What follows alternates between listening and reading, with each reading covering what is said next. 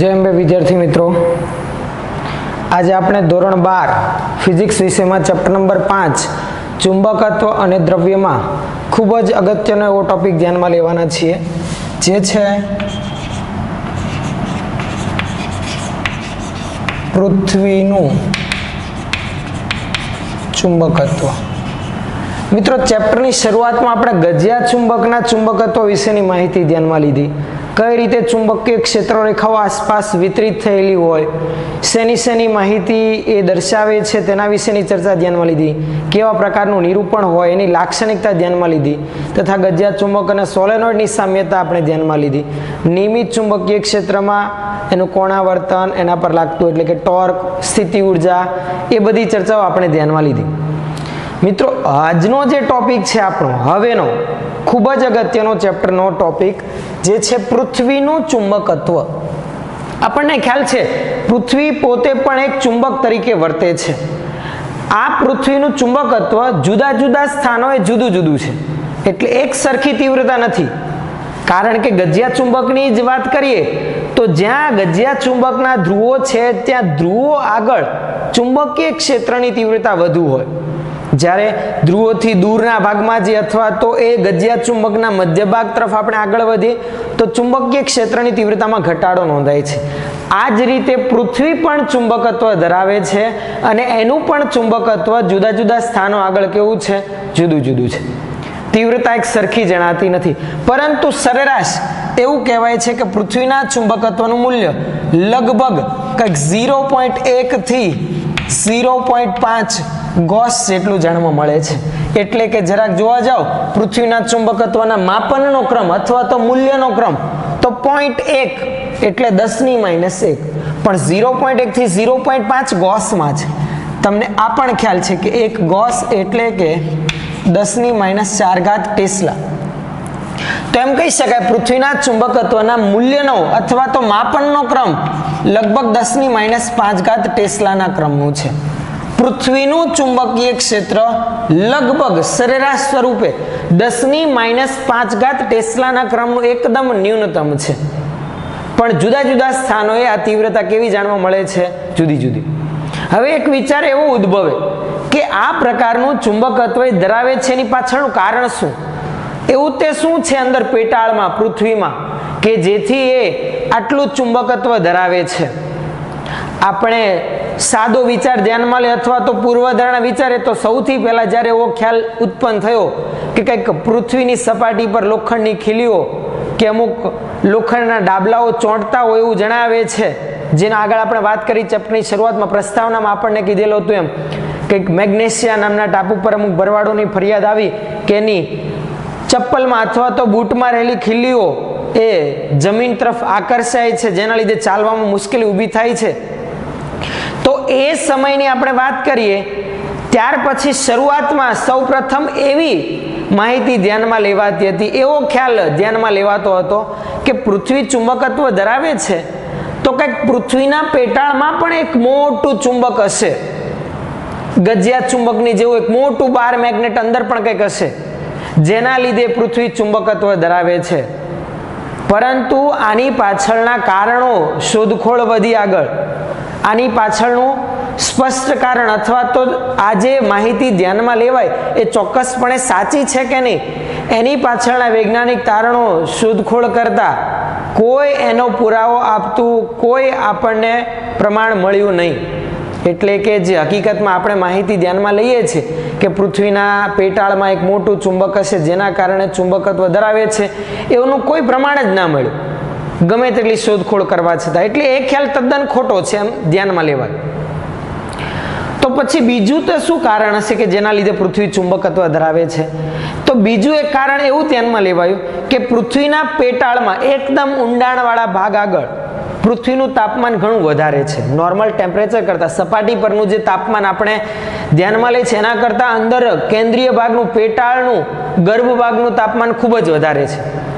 આટલા ઊંચા તાપમાને પેટાળમાં રહેલ લોખંડ અને નિકલ ઘન નહીં પરંતુ પ્રવાહી સ્વરૂપે ધ્યાનમાં લેવાય છે, કારણ કે એ તાપમાન એના ક્યુરી તાપમાન કરતા વધુ હોય કે જે તાપમાને એ ઘન ના બદલે પીગળેલ અવસ્થામાં હોય અને એ પીગળેલ અવસ્થાના સ્વરૂપમાં એનું સંવહિત પ્રવાહ અથવા તો એક ચોક્કસ દિશાના પ્રવાહના કારણે વિદ્યુત પ્રવાહ રચાય છે અને એ વિદ્યુત પ્રવાહ ચુંબકીય ક્ષેત્ર ઉત્પન્ન કરે છે.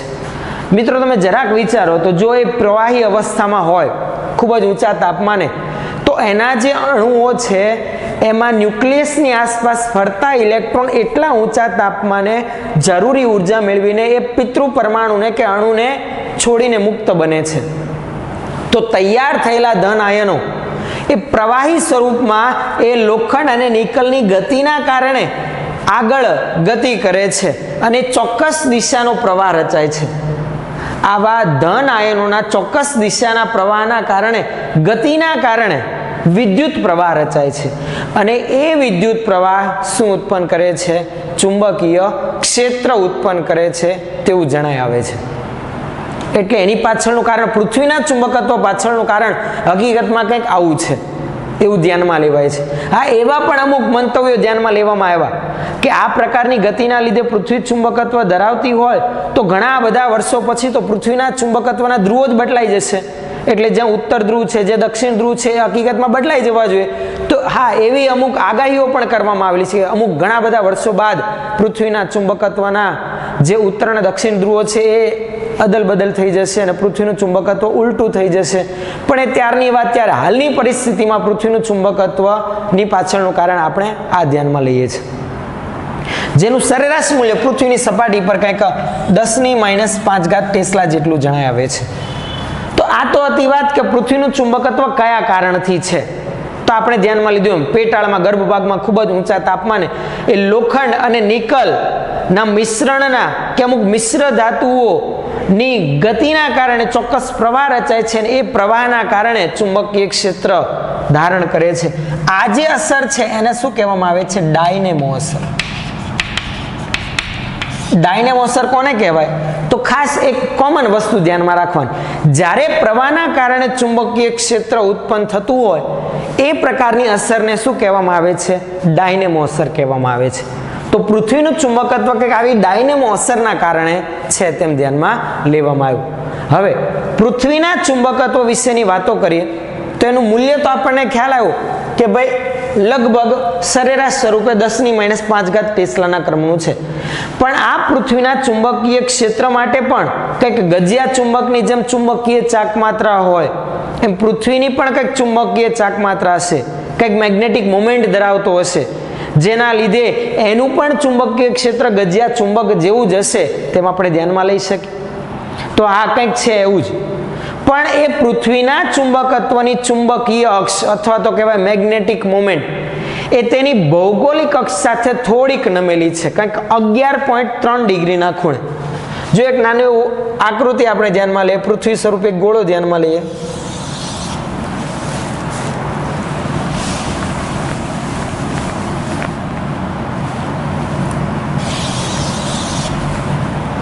ચલો, ધારો કે આ છે આપણી પૃથ્વી. લંબગોળ સ્વરૂપનું લાગે છે મને, એટલે જરાક ફરી એક વખત દોરી રાખી.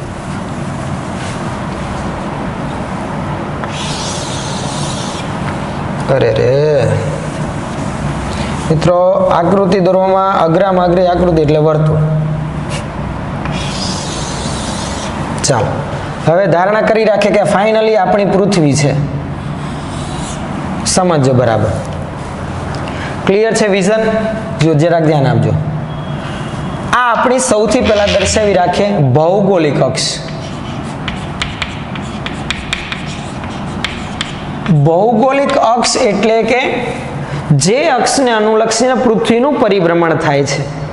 ભૌગોલિક ઉત્તર દક્ષિણ દિશામાંથી પસાર થતી એવી અક્ષ જેને ભૌગોલિક અક્ષ કહેવાય. આને અનુલક્ષીને પૃથ્વીનું પરિભ્રમણ થાય છે. ક્લિયર છે આટલું?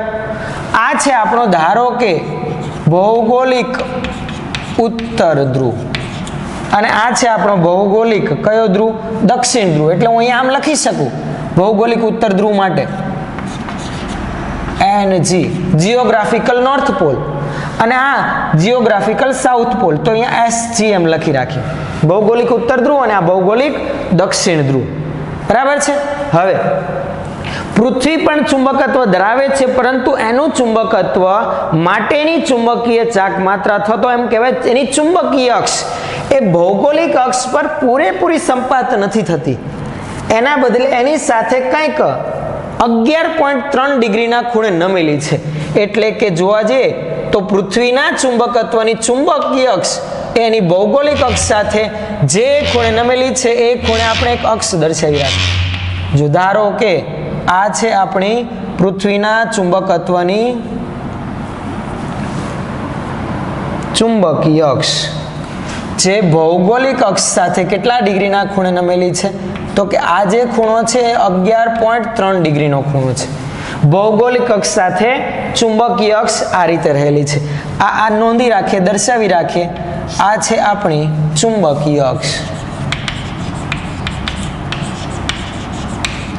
મિત્રો આગળ ચેપ્ટરની શરૂઆતમાં આપણે એ પણ ધ્યાનમાં લીધી, પૃથ્વીના ચુંબકત્વના અમુક ખ્યાલો ધ્યાનમાં લીધા, એમ કે પૃથ્વીનું ચુંબકત્વ એ પ્રકારનું છે કે દક્ષિણ ગોળાર્ધમાંથી ક્ષેત્ર રેખાઓ નીકળે છે અને ઉત્તર ગોળાર્ધમાં અંદર સમાય છે. એટલે આ દક્ષિણ ગોળાર્ધમાંથી બહાર નીકળે છે. અહીંયાથી ક્ષેત્ર રેખાઓ બહાર નીકળી આવે છે, આમ છે બહારની તરફ, જ્યારે અહીંયા ક્ષેત્ર રેખાઓ અંદર પ્રવેશે છે.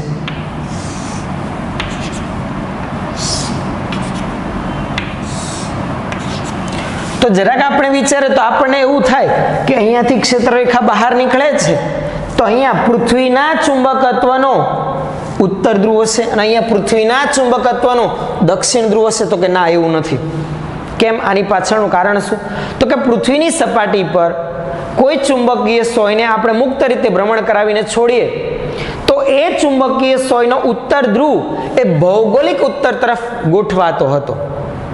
એ ચુંબકીય સોયનો ઉત્તર ધ્રુવ કઈ તરફ ગોઠવાતો હતો? ભૌગોલિક ઉત્તર તરફ. હા, એની સાથે અમુક ખૂણે ગોઠવાતો હતો, પણ એ ભૌગોલિક ઉત્તર તરફ ગોઠવાતો હતો. આ કારણથી આ છેડાને એટલે કે આ ધ્રુવને પૃથ્વીના ચુંબકત્વનો ઉત્તર ધ્રુવ કહેવામાં આવે છે, જ્યારે આ ધ્રુવને પૃથ્વીના ચુંબકત્વનો દક્ષિણ ધ્રુવ કહીએ છીએ. એટલે આ SM ચુંબકત્વનો દક્ષિણ ધ્રુવ અને આ NM ચુંબકત્વનો ઉત્તર ધ્રુવ. જરાક વિચારે તો આ ગજિયા ચુંબકના ચુંબકત્વ કરતા વિપરીત છે. જુઓ, ગજિયા ચુંબકમાં આપણને ખ્યાલ છે તેમ ચુંબકીય ક્ષેત્ર રેખા ઉત્તર ધ્રુવમાંથી નીકળે. અહીંયા તો પૃથ્વીના ચુંબકત્વના ઉત્તર ધ્રુવમાં અંદર જાય છે. આની પાછળનું કારણ હમણાં આપણે વાત કરીએ એમ, પૃથ્વીની સમક્ષિતિજ સપાટી પર કોઈ ચુંબકીય સોયને મુક્ત રીતે ભ્રમણ કરી શકે તેમ હું લટકાવું તો એ ચુંબકીય સોયનો ઉત્તર અને દક્ષિણ ધ્રુવ કઈ દિશામાં ગોઠવાશે? તો કે જરાક ધ્યાન આપો. જુઓ, ચાલો આપણે એના માટે એક આકૃતિ ધ્યાનમાં લઈએ. કોઈ નોર્મલ ચુંબકીય ક્ષેત્ર હું દર્શાવું છું, ધ્યાન આપજો. આ કોઈ ચુંબકીય ક્ષેત્ર છે B જેટલું, આ દિશામાં છે. એટલે કે અહીંયા એ ચુંબકીય ક્ષેત્રનો ઉત્તર ધ્રુવ અને અહીંયા તેનો દક્ષિણ ધ્રુવ હશે. બરાબર, N થી S તરફ સમજવા ખાતર. શેનું ચુંબકીય ક્ષેત્ર છે, શેના લીધે ઉત્પન્ન થયું, એમાં કોઈ આપણે હમણાં ચર્ચામાં આગળ પડતા નથી. ક્ષેત્ર રેખાઓ N માંથી S તરફ જાય એટલે આ બાજુ N અને આ બાજુ S હશે. આવા ચુંબકીય ક્ષેત્રમાં હું એક ચુંબકીય સોયને રાખીશ તો એ કઈ રીતે ગોઠવાશે?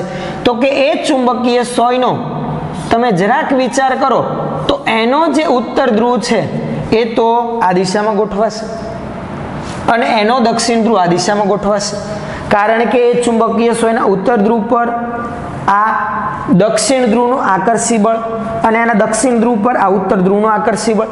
એટલે જો આ સોયને હું આમ રાખીશ ને તો પણ સમાન મૂલ્યના વિરુદ્ધ દિશાના એક રેખસ્થ ન હોય એવા બળોના લીધે ટોર્કની અનુભૂતિ થાય અને સોય ક્ષેત્રને સમાંતર ગોઠવાઈ જાય. એટલે આના પરથી આપણે શું સમજવાનું છે કે ચુંબકીય સોયનો ઉત્તર ધ્રુવ હંમેશા ચુંબકીય ક્ષેત્રની દિશામાં જ ગોઠવાય, જ્યારે ચુંબકીય સોયનો દક્ષિણ ધ્રુવ ચુંબકીય ક્ષેત્રની વિરુદ્ધ દિશામાં ગોઠવાયેલો હોય. તો જ્યારે પૃથ્વીની સપાટી પર આવી ચુંબકીય સોય આપણે ભ્રમણ કરાવીને છોડી હશે ત્યારે ચુંબકીય સોયનો ઉત્તર ધ્રુવ આપણે જોવા જઈએ તો જે દિશામાં ગોઠવાયો તે દિશાને નામ આપવામાં આવ્યું પૃથ્વીના ચુંબકત્વનો ઉત્તર ધ્રુવ. એ ચુંબકીય સોયને ભ્રમણ કરાવીને છોડી દીધી ને તો એનો ઉત્તર ધ્રુવ આ દિશામાં ગોઠવાયો એટલે નામ આપી દીધું આ દિશા એટલે કે પૃથ્વીના ચુંબકત્વનો ઉત્તર ધ્રુવ. અને દક્ષિણ ધ્રુવ જે દિશામાં ગોઠવાયો તેને નામ આપવામાં આવ્યું પૃથ્વીના ચુંબકત્વનો કયો ધ્રુવ? દક્ષિણ ધ્રુવ. કારણ કે એ ચુંબકીય સોય, જો હું આ સ્થળે ચુંબકીય સોય હું રાખીશ, ધારો કે આ કોઈ નાની એવી ચુંબકીય સોય છે જેને બે ધ્રુવ છે, તો એમાં ચુંબકીય સોયના એન અને એસ ધ્રુવમાંથી આ જે ચુંબકીય સોયનો ઉત્તર ધ્રુવ છે એ નીચેની તરફ નમેલો હતો, એટલે કે ચુંબકીય સોયનો ઉત્તર ધ્રુવ એ પૃથ્વીના ચુંબકત્વના ઉત્તર ધ્રુવ તરફ ગોઠવાય છે. હકીકતમાં જોવા જઈએ તો ગજિયા ચુંબક કરતા પૃથ્વીનું ચુંબકીય ક્ષેત્ર ટોટલી ઉલટું છે. કારણ કે ગજિયા ચુંબકના ઉત્તર ધ્રુવમાં તો ક્ષેત્રરેખા ત્યાંથી બહાર નીકળે, જ્યારે આમાં ક્ષેત્રરેખા અંદર પ્રવેશે છે. સમજણ પડે છે? જોવા જઈએ તો અહીંયા આમ પણ સમજી શકાય. જુઓ, હજુ એક માહિતી જો તમને ના ખ્યાલ આવતો હોય તો, આ ધારો કે મોટું ગજિયું ચુંબક છે, હકીકતમાં આવું નથી પણ સમજવા ખાતર ભૂલી જાઓ કે આ એન અને એસ ધ્રુવ છે, અહીંયાથી ક્ષેત્રરેખા બહાર નીકળે છે એટલે અહીંયા એન ધ્રુવ હશે. જો હું ચુંબકીય સોય રાખું તો એન પાસે એ ચુંબકીય સોયનો કયો આવીને ગોઠવાય? એસ. એટલા માટે ચુંબકીય સોયનો ઉત્તર ધ્રુવ ઉત્તર દિશામાં અને દક્ષિણ ધ્રુવ દક્ષિણ દિશા તરફ ગોઠવાયેલ રહે છે, એટલે એ સ્થળોને નામ આપ્યા પૃથ્વીના ચુંબકત્વનો ઉત્તર અને પૃથ્વીના ચુંબકત્વનો દક્ષિણ. એટલે અહીંયા આપણે નોંધી રાખીએ પૃથ્વીના ચુંબકત્વનો, અથવા તો એમ લખી શકાય ભૂચુંબકીય કયો ધ્રુવ? દક્ષિણ ધ્રુવ. અને આ કયો ધ્રુવ? તો કે ભૂચુંબકીય કયો ધ્રુવ? ઉત્તર ધ્રુવ. સમજણ પડે છે? આ મેગ્નેટિક અક્ષ અથવા તો મેગ્નેટિક મોમેન્ટ પૃથ્વીના ચુંબકત્વની ભૌગોલિક અક્ષ સાથે કેટલો ખૂણો બનાવે છે? 11.3 ડિગ્રીનો ખૂણે રહેલી છે. હવે જોવા જઈએ તો આ જે પૃથ્વીના ચુંબકત્વનો ઉત્તર ધ્રુવ છે એ હકીકતમાં કઈ જગ્યા પર છે? તો કે એના પણ યામ તમને આપેલા છે. તમે ટેક્સ્ટ બુકમાં જોશો તો પૃથ્વીના ચુંબકત્વનો ઉત્તર ધ્રુવ એ કંઈક ઉત્તર કેનેડામાં છે, જેના યામ કંઈક 79.74 ડિગ્રી 79.74 ડિગ્રી નોર્થ અક્ષાંશ અને 71.8 ડિગ્રી વેસ્ટ રેખાંશ પાસે ઉત્તર કેનેડામાં છેદે છે. આ જે સ્થળ છે એ છે કયું? ઉત્તર કેનેડા. જે પૃથ્વીના ચુંબકત્વનો ઉત્તર ધ્રુવ છે, પૃથ્વીની સપાટી પર જ્યાં છેદે છે તે સ્થળ કયું છે? તો કે સ્થળના રેખાંશ અને અક્ષાંશના યામ કંઈક આવા છે: 79.74 ડિગ્રી નોર્થ અક્ષાંશ અને 71.8 ડિગ્રી વેસ્ટ રેખાંશ. એ સ્થળ કે જે સ્થળનું નામ છે ઉત્તર કેનેડા. અને એનો દક્ષિણ ધ્રુવ જે પૃથ્વીના ગોળામાં દક્ષિણ ધ્રુવ જ્યાં છેદે છે ત્યાં છે એન્ટાર્કટિકા, જેના પણ યામ આપણને આપેલા છે. એન્ટાર્કટિકાનું એ સ્થળ કે જેની એક્ઝેક્ટ લોકેશન માટેના તેના રેખાંશ અને અક્ષાંશના મૂલ્યો એ પણ કંઈક 79.74 ડિગ્રી સાઉથ અક્ષાંશ અને 180.22 ડિગ્રી ઈસ્ટ રેખાંશ પાસે છેદે છે, જે છે સ્થળ કયું? એન્ટાર્કટિકા.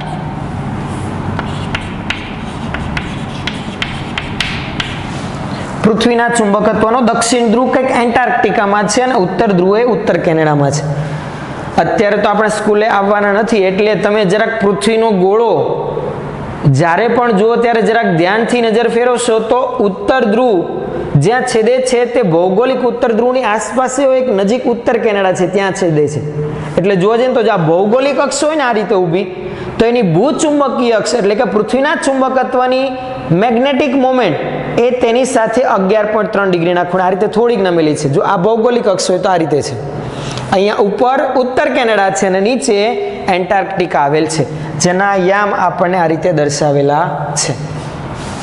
પૃથ્વીનું ચુંબકત્વ ગજિયા ચુંબક કરતા ટોટલી વિપરીત માહિતી જાણવા મળી આવે છે.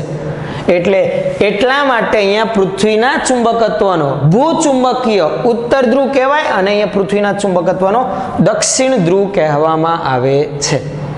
ચુંબકીય ક્ષેત્ર રેખાઓ જે રીતે નીકળે એના કરતાં વિપરીત પરિસ્થિતિ છે. એની પાછળનું કારણ ચુંબકીય સોયનો ઉત્તર ધ્રુવ જ્યાં ગોઠવાતો હતો તે સ્થળને જ નામ આપી દીધું ભૂચુંબકીય ઉત્તર ધ્રુવ, જેથી કોઈ આપણે જોવા જઈએ તો દુવિધા ઉત્પન્ન ના થાય. આ કારણોથી આ પ્રકારના નામ આપવામાં આવ્યું. એટલે પૃથ્વીની સપાટી પર જ્યારે પણ ચુંબકીય સોય ભ્રમણ કરાવીને છોડીશું, મુક્ત રીતે ભ્રમણ કરાવીને છોડીશું, તો એનો ઉત્તર ધ્રુવ ભૂચુંબકીય ઉત્તર ધ્રુવ સાથે ગોઠવાયેલ હશે અને એનો દક્ષિણ ધ્રુવ ભૂચુંબકીય દક્ષિણ દિશામાં ગોઠવાયેલ હશે. એટલે હકીકતમાં એ ચુંબકીય સોય સાચી ઉત્તર દક્ષિણ દિશા દર્શાવતી નથી, સાચી ઉત્તર દક્ષિણ દિશા સાથે કંઈક ખૂણો બનાવતી હશે. તેના વિશેની માહિતી આપણે આગળ ધ્યાનમાં લઈએ. પણ એ પહેલા આપણે ભૌગોલિક મેરિડિયન અને મેગ્નેટિક મેરિડિયનની ચર્ચા આગળ વધારી, તો ખાસ એના વિશેની માહિતી નોંધી રાખીએ. હવે જુઓ,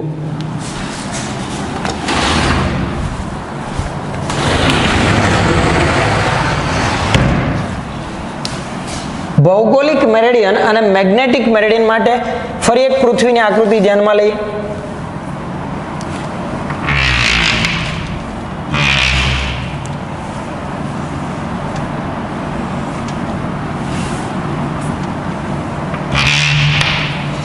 જો આ એની ભૌગોલિક અક્ષ છે. ભૌગોલિક અક્ષમાંથી પસાર થતું સમતલ એટલે કે તેનું ભૌગોલિક મેરિડિયન કહેવાય. બરાબર છે. આ જે સ્થળ છે, આ જે પોઝિશન છે એ છે ભૌગોલિક અક્ષ. લખી રાખું છું.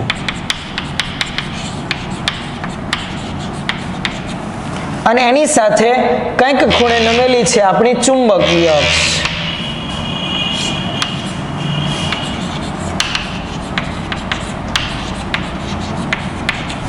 પૃથ્વીના ચુંબકત્વ વિશેનો વધારે સચોટ ખ્યાલ ધ્યાનમાં લેવા માટે સૌપ્રથમ આપણે ધ્યાનમાં લઈએ ભૌગોલિક મેરિડિયન.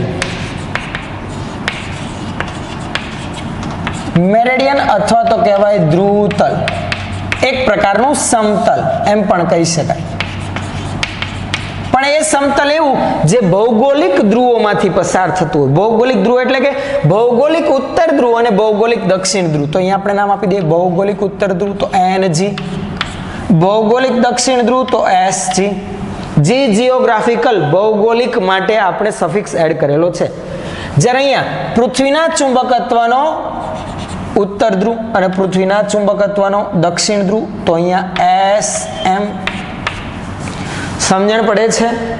આ પૃથ્વીના ચુંબકત્વનો ઉત્તર, આ પૃથ્વીના ચુંબકત્વનો દક્ષિણ, આ ભૌગોલિક ઉત્તર, આ ભૌગોલિક દક્ષિણ. એટલે સાચી ઉત્તર દક્ષિણ દિશા આ છે.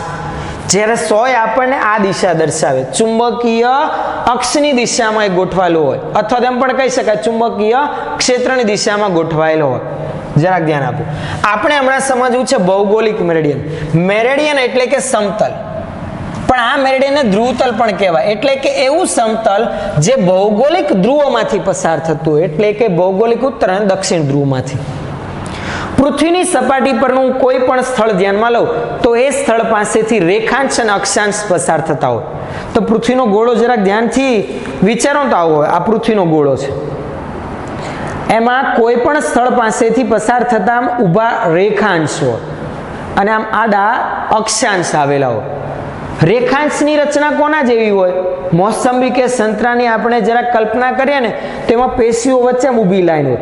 બધી લાઈનો ઉપર એક જગ્યા પર ભેગી થતી હોય અને નીચે એક જગ્યા પર ભેગી થતી હોય. એ જે ઊભી લાઈનો હોય, જે કોઈ પણ જગ્યાએથી પસાર થતી, એમાં તો અમુક જ દર્શાવેલી હોય થોડા થોડા અંતરે, પણ પૃથ્વીની સપાટી પરના કોઈ પણ સ્થળ પાસેથી એક તો રેખાંશ રૂપ પસાર થતું જ હોય. એ જે ઊભી લાઈનો છે, ગોળાર્ધમાં જે ઊભી લાઈનો આપણને દેખાય છે એને કહેવાય રેખાંશ. અને જે આડી લાઈનો હોય એને શું કહેવાય? અક્ષાંશ કહેવાય. મિત્રો, આપણે જે વોટ્સઅપમાં લોકેશન શેર કરીએ છીએ એ લોકેશન પણ તે સ્થળનું રેખાંશ અને અક્ષાંશનું છેદન બિંદુ દર્શાવતું હોય, જેની મદદથી આપણને એ સ્થળથી આપણા સ્થળ સુધીનો સીધો જ પોસિબલ રસ્તો મળી જતો હોય છે. જે ગૂગલ મેપ હોય એમાં રસ્તાઓ તો સેવ કરેલા હોય જ, માત્ર લોકેશન મૂકે એટલે એક સ્થળેથી બીજા સ્થળે જવાના સીધા રસ્તાઓ મળી જતા હોય છે. તો એ જે લોકેશન છે એ તે સ્થળનું અક્ષાંશ અને રેખાંશનું મૂલ્ય દર્શાવે છે. કોઈ પણ સ્થળ પાસેથી પસાર થતું રેખાંશ અને અક્ષાંશ એનું જે છેદન બિંદુ હોય તે સ્થળ પાસેનું લોકેશન દર્શાવે. હવે આપણે અહીંયા વાત કરવાની હતી ભૌગોલિક મેરિડિયનની.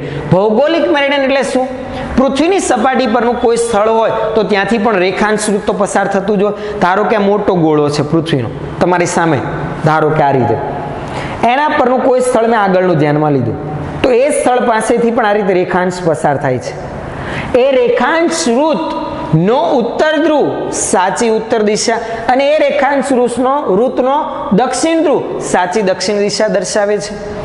એ જે રેખાંશ વૃત્ત છે એ અને સપાટી પરનું એ સ્થળ, એટલે કે સપાટીમાંના સ્થળ પાસેથી પસાર થતું રેખાંશ વૃત્ત એ અને ભૌગોલિક અક્ષ એમાંથી પસાર થતા સમતલને શું કહેવામાં આવે?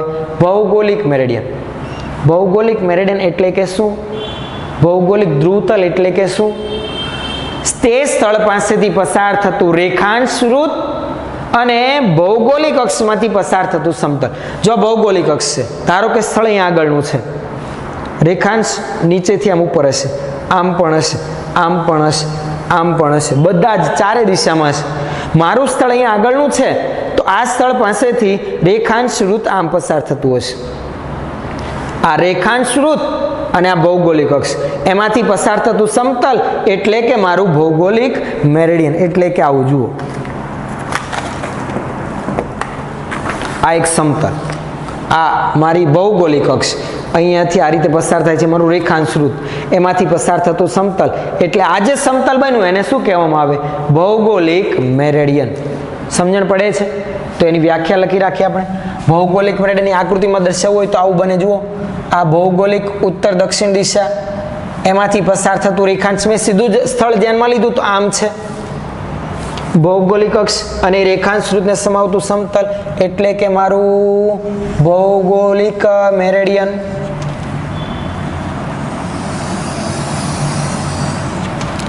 આ કયું સમતલ થયું લખી રાખીએ આપણે.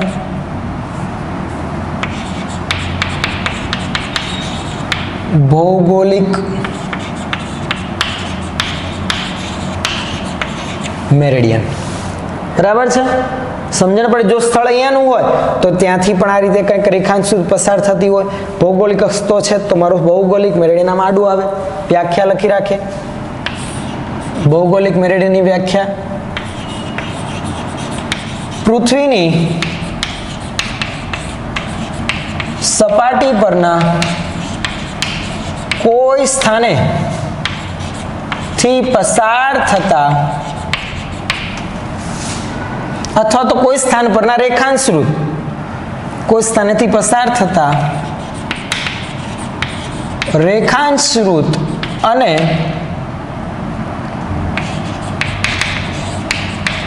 ભૌગોલિક અને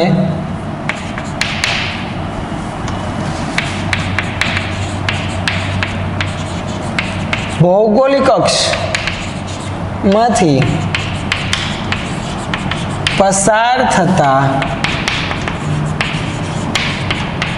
કાલ્પનિક સમતલને પૃથ્વીની સપાટી પરના કોઈ સ્થાનેથી પસાર થતું રેખાંશ વૃત્ત અને ભૌગોલિક અક્ષમાંથી પસાર થતા કાલ્પનિક સમતલને શું કહેવામાં આવે? ભૌગોલિક મેરેડિયન.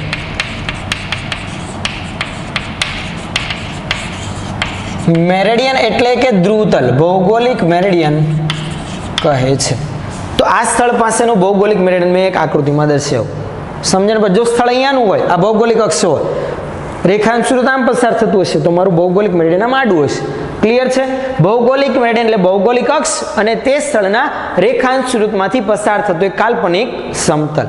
ચલો, ભૌગોલિક મેરેડિયન પછી આપણે માહિતી ધ્યાનમાં લઈએ મેગ્નેટિક મેરેડિયન અથવા તો ચુંબકીય Meridien. Magnetic Meridien. Magnetic Meridien કોને કહેવાય? તો આની જેમ જ ભૌગોલિક મેરેડિયન એટલે ભૌગોલિક ધ્રુવો અથવા તો ભૌગોલિક અક્ષ અને રેખાંશ વૃત્તમાંથી પસાર થતું સમતલ હતું. તો મેગ્નેટિક મેરેડિયન એટલે કે મેગ્નેટિક અક્ષ, ચુંબકીય અક્ષ અને ચુંબકીય ક્ષેત્ર રેખામાંથી પસાર થતું સમતલ. કઈ રીતે? જુઓ, જો સ્થળ અહીંયા આગળનું હોય તો તે સ્થળ પાસે ચુંબકીય ક્ષેત્ર રેખાઓ કઈ રીતે હશે? તો કે ચુંબકીય ક્ષેત્ર રેખાઓ તો આ દક્ષિણ ગોળાર્ધમાંથી નીકળીને ઉત્તર ગોળાર્ધમાં જાય છે. એટલે એ સ્થળ પાસે પૃથ્વીની સપાટી પરના કોઈ પણ સ્થળેથી ચુંબકીય ક્ષેત્ર રેખા પસાર થતી હોય, જે તમને ખ્યાલ હશે. સમજણ પડે છે? ચાલો કોઈ પણ એક સ્થળ લઈ લઉં, અહીંયાનું આગળનું છે. ધારો કે આ પૃથ્વીની સપાટી પરનું સ્થળ અહીંયા આગળ, ભૌગોલિક અક્ષ તો આપણી ઊભી હતી આગળ, પણ તે સ્થળ પાસે મેગ્નેટિક અક્ષ આપણને ખબર છે ભૌગોલિક અક્ષ સાથે થોડીક નમેલી છે. તે સ્થળ પાસે ચુંબકીય ક્ષેત્ર રેખા આમ દક્ષિણ ગોળાર્ધમાંથી નીકળીને ઉત્તર ગોળાર્ધમાં જતી હશે. એટલે કે જે સ્થાને આપણે મેગ્નેટિક મેરિડિયન ધ્યાનમાં લેવું છે એ સ્થાન માટે ચુંબકીય દક્ષિણ અને ઉત્તર ધ્રુવ ને જોડતી રેખા અને ચુંબકીય અક્ષ માંથી પસાર થતા સમતલને કહેવાય મેગ્નેટિક મેરિડિયન. એટલે આ રીતે જુઓ, ચુંબકીય અક્ષ આમ હતી, સ્થળ અહીંયા આગળનું હતું, ચુંબકીય ક્ષેત્ર રેખાઓ ત્યાં આમથી આમ પસાર થતી હતી. આ ચુંબકીય અક્ષ અને ચુંબકીય ક્ષેત્ર રેખાને સમાવતું સમતલ, એટલે કે આ થયું મારું મેગ્નેટિક મેરિડિયન. આમ આડું આવશે. ભૌગોલિક મેરિડિયન જો ઊભું હતું, દરેક સ્થળ માટે ભૌગોલિક મેરિડિયન અને મેગ્નેટિક મેરિડિયનનો ખૂણો એક સમાન રહેવાનો નથી. કારણ કે જુઓ, અત્યારે તમારે આગળથી આમ દેખાય છે, ભ્રમણ ગતિ કરતું સ્થળ આ બાજુનું ધ્યાનમાં લો ત્યારે જુઓ, હવે આ સ્થિતિમાં શું થશે? આગળનું સ્થળ હશે તો ચુંબકીય ક્ષેત્ર રેખા આમ, રેખાંશ વૃત્ત પણ આમ, એટલે એના માટે એ બંને સમતલ વચ્ચેનો ખૂણો જુદો જુદો આવે. બંને સમતલ એક બીજા પર પણ સંપાત થતા હોય અને એકબીજાથી અમુક ખૂણે પણ ગોઠવાયેલા હોય, જેને પૃથ્વીના ચુંબકત્વનો એક અગત્યનો ઘટક કહેવામાં આવે, જેના માટે આપણે આગળ ચર્ચા કરીશું. પણ ટૂંકમાં ખ્યાલ આવ્યો, મેગ્નેટિક મેરિડિયન એટલે શું? પૃથ્વીના ચુંબકીય ક્ષેત્રના દક્ષિણ અને ઉત્તર ધ્રુવને જોડતી રેખા અને ચુંબકીય અક્ષમાંથી પસાર થતા કાલ્પનિક સમતલને શું કહેવામાં આવે? Magnetic meridian. લખી રાખે એની વ્યાખ્યા. પૃથ્વીની સપાટી પરના કોઈ સ્થાને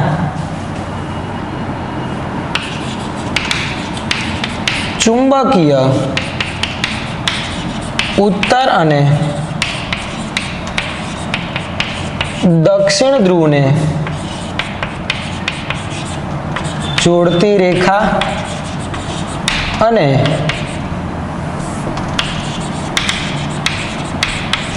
ચુંબકીય અક્ષ માંથી પસાર થતા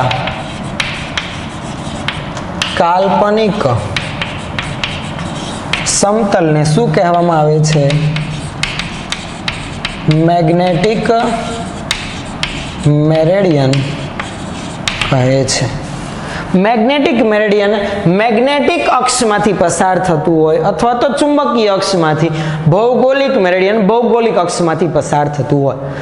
મેગ્નેટિક મેરિડિયન જોવા જઈએ તો ચુંબકીય ક્ષેત્ર રેખાને સમાવતું હોય, જ્યારે ભૌગોલિક મેરિડિયન એ તે સ્થળના રેખાંશને સમાવતું હોય. લખી રાખું છું અહીંયા, રેખાંશ વૃત્તને સમાવતું, તે સ્થળના રેખાંશ વૃત્તને સમાવતું. જ્યારે મેગ્નેટિક મેરિડિયન એ તે સ્થળના અથવા તો તે સ્થળની ચુંબકીય ક્ષેત્ર રેખાને સમાવતું હોય, તે સ્થળની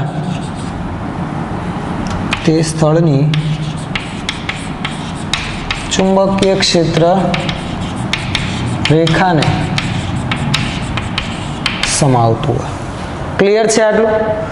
તો આ તે વાત ભૌગોલિક અને મેગ્નેટિક મેરિડિયનની આકૃતિમાં દર્શાવ સ્થળ અહીં આગળનું હોય, આ ચુંબકીય ઉત્તર અને દક્ષિણ ધ્રુવ છે એને જોડતી રેખા અને મેગ્નેટિક અક્ષમાંથી પસાર થતું સમતલ, એટલે મારું મેગ્નેટિક મેરિડિયન આવશે આમ આડું.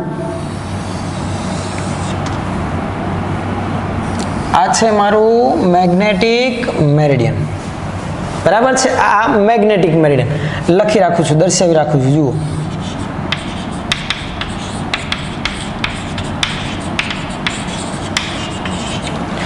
ચુંબકીય અક્ષ કે ભૌગોલિક અક્ષ હોય એ અક્ષને લંબ રેખાને વિષુવ રેખા કહેવાય.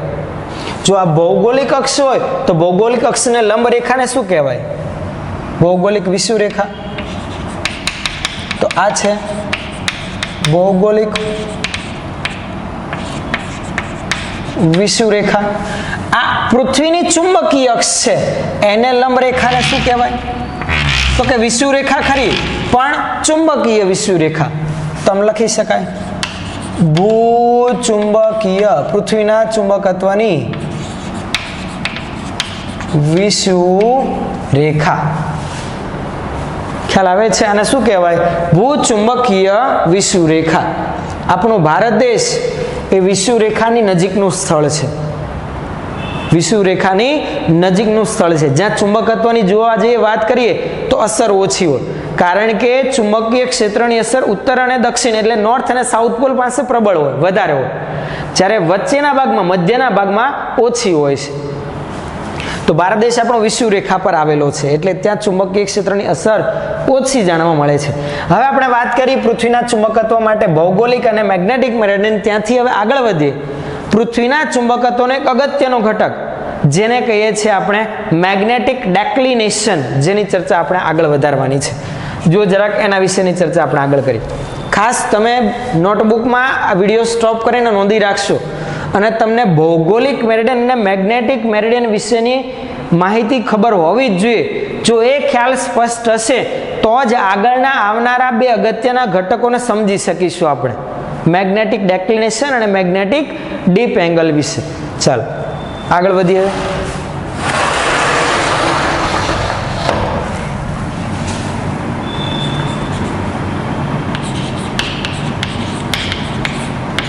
મેગ્નેટિક ડેક્લિનેશન. મેગ્નેટિક ડેક્લિનેશન. ડેક્લિનેશન શું દર્શાવે છે? તો મિત્રો તમને ખબર છે પૃથ્વીની સપાટી પર કોઈ ચુંબકીય સોય હોય જે ચુંબકીય ધ્રુવતલમાં મુક્ત રીતે ભ્રમણ કરી શકે એમ હોય.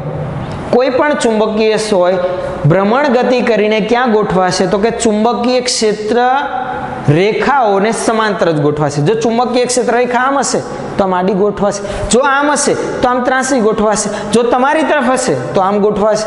મને નથી ખબર આ સ્થળે કઈ રીતે હશે, પણ જે દિશામાં ચુંબકીય ક્ષેત્ર રેખાઓ પસાર થતી હશે એ રીતે ગોઠવાશે.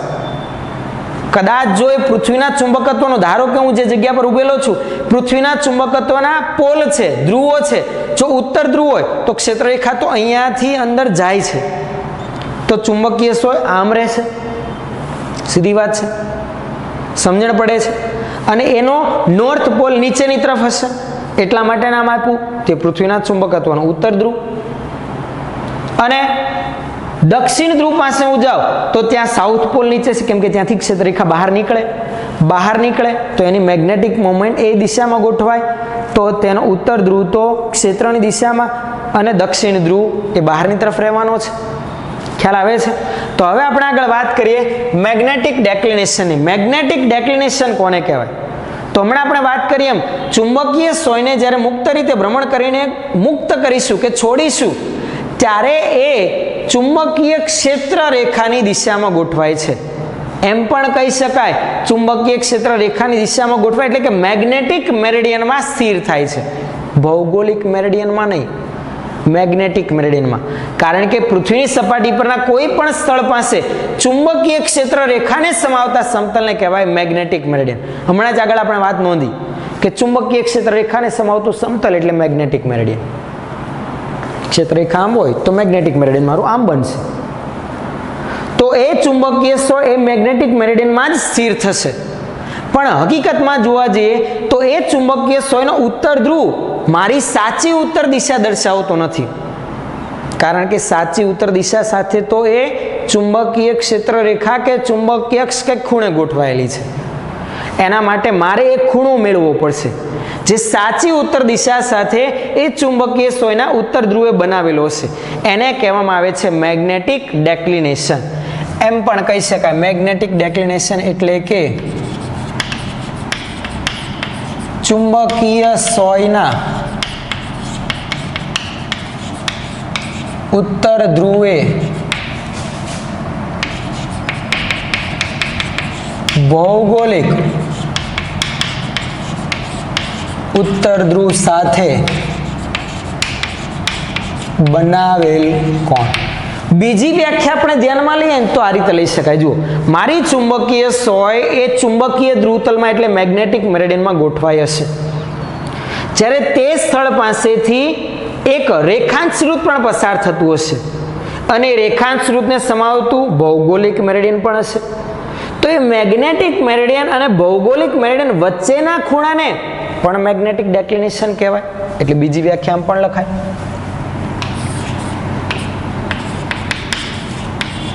કોઈ પણ સ્થળે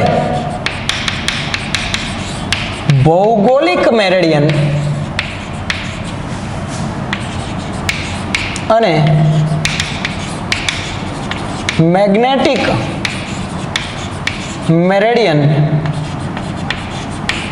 વચ્ચેના ખૂણાને તે સ્થળનો મેગ્નેટિક શું કહેવામાં આવે? ડેક્લિનેશન કહે છે. મેં તમને હમણાં આકૃતિ દર્શાવી. આપણે જે રીતે ધારણા કરી એ પ્રમાણે એક આકૃતિ પણ બને. જુઓ, જો આ છે, આપણે ધારો કે સાચી ઉત્તર દક્ષિણ દિશા, એટલે કે આ ઉત્તર દિશા છે અને આ છે દક્ષિણ દિશા, ઓરિજિનલ. આપણી ચુંબકીય સોય તો કઈ સાચી ઉત્તર દક્ષિણ દિશા નથી દર્શાવતી. એ કઈ દિશા દર્શાવે?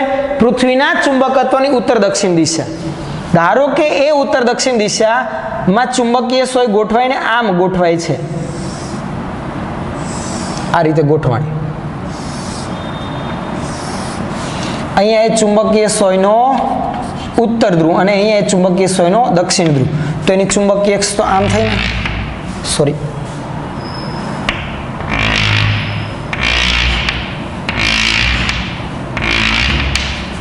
અહીંયા શું હશે? પૃથ્વીના ચુંબકત્વ, એટલે ભૂચુંબકીય કયો ધ્રુવ?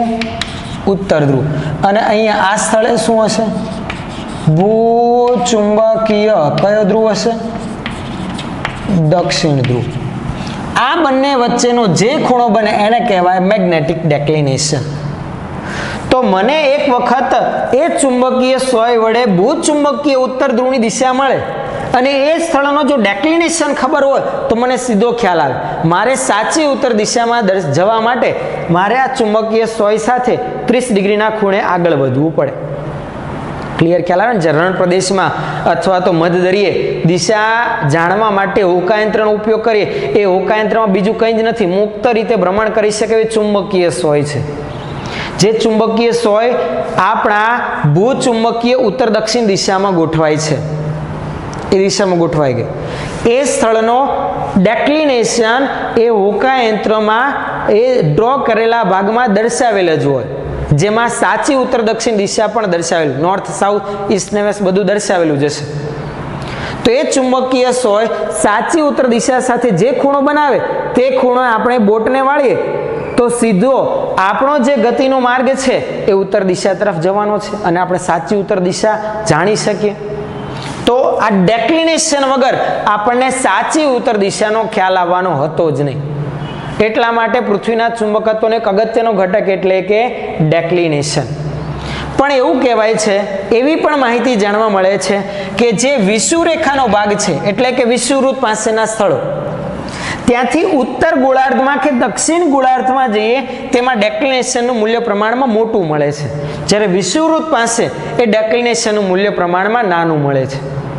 એવા બે ડેક્લિનેશનના માપનના મૂલ્ય આપેલા છે મુંબઈ અને દિલ્હી પાસે. કંઈક દિલ્હી પાસે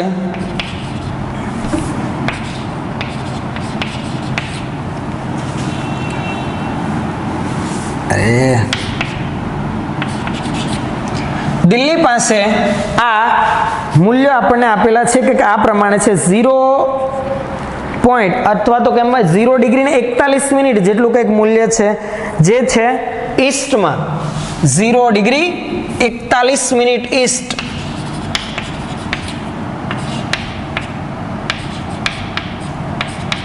જ્યારે મુંબઈમાં 0 ડિગ્રી ને કંઈક 58 મિનિટ વેસ્ટ જેટલું જાણવા મળે છે. શેનું મૂલ્ય છે? આ ડેક્લિનેશનનું. એટલે જોવા જાવ તો 1 ડિગ્રી પણ પૂરો ખૂણો નથી. 1 ડિગ્રી ક્યારે થાય? 60 મિનિટ બરાબર 1 ડિગ્રી થાય. તો 1 ડિગ્રી કરતાં પણ નાનું માપન છે આ જે ખૂણાનું મૂલ્ય છે, જે તે સ્થળના ડેક્લિનેશનના મૂલ્ય આપણને અહીંયા જણાવેલા છે. એટલે લગભગ તે સ્થળે સાચી ઉત્તર દક્ષિણ દિશા જાણવા મળે છે. દિલ્હી અને મુંબઈ પાસે સાચી ઉત્તર દિશામાં જ આ ચુંબકીય સોય લગભગ ગોઠવાયેલું, કેમ કે ત્યાં ડેક્લિનેશન એકદમ નાનું છે. તો આ હતી વાત મિત્રો ડેક્લિનેશનની. નેક્સ્ટ જ્યારે પાછા આપણે મળીશું ત્યારે આપણે નમન કોણ અથવા તો ડીપ એંગલ વિશેની માહિતી ધ્યાનમાં લઈશું અને આને પાછા રિવાઇઝ કરીશું. તો આને ખાસ નોટબુકમાં નોંધી રાખશું.